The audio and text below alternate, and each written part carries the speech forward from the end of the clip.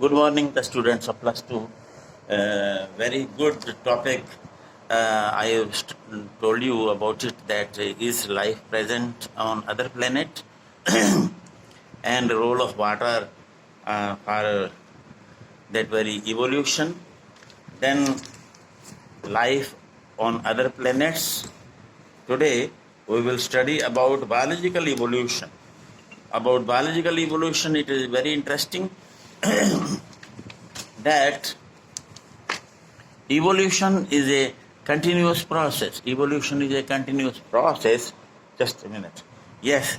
And relationship among the organisms is by biological time scale. That is another, table of evolution, very interesting. So this Aristotle's ladder of nature shows that that originally inanimate matter formed, then lower plants, higher animals, zoophyta, entoma, and other slowly fish, birds and mammals and humans were formed, and it is a continuous process. It is a continuous process, never ending. Evolution is regularly making its parts for evolution of plants and animals. And all organisms have been transformed from the original organisms. Or it proves that all organisms have protoplasm, all organisms get energy and matter, all organisms show homeostasis, all organisms have a power of repair and regeneration. Though it is very less in man, our liver can regenerate. The most powerful organ of the body can regenerate it if it is cut down or it is infected. Then power to respond is in all organisms, and reproduction is the process in all organisms. Energy transformation, synthesis of similar macromolecules and micromolecules, proteins, nucleic acid, DNA, embryonic development is same in organisms. It shows about the relationship of the all organisms. Then there are many evidences you will study in this lesson. So first evidence we will study about the proof of the evolution is that there are many evidences of the biological evidences, biological evolution, morphological and anatomical evidences.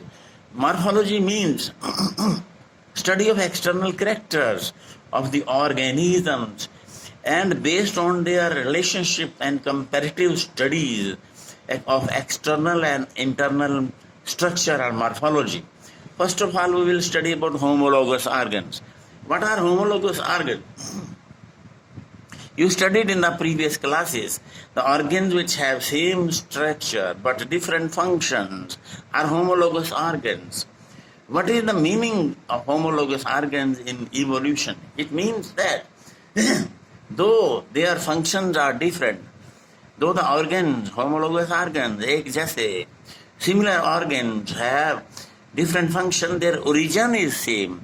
The origin, similarity in origin proves evolution. This is the experimental proof of evolution. If we study the four limbs of these organisms, humans, horse, four limb, bat, wing of the bird, and seal, slipper, four limbs. Their basic structure of bones is humerus, radio-ulna, carpals, metacarpals, and phalanges. It is same. Though we use our forelimb for grip or grasping, horse uses for running, bat and bird uses for flying, flipper, seal or whale uses it for swimming, but basic humerus, radio, ulna, carpal, metacarpal are same. So this is the pentadactyl plan of the four limbs and the bone plans of the four limbs. The relationship between the structures of the living is common plan and similar development origin shows the interrelationship and common ancestry. interrelationship and common ancestry. And comparative anatomy of the heart of the vertebrates, if we study, the fish heart is two-chambered, amphibian heart is three-chambered, reptile heart is three-chambered, bird and mammal is four-chambered. This slowly increase in the chambers proves evolution. The comparative anatomy of the heart or vertebrates proves that evolution is there, nothing else. There are other microstructures and similar organs of the terrestrial and other organism.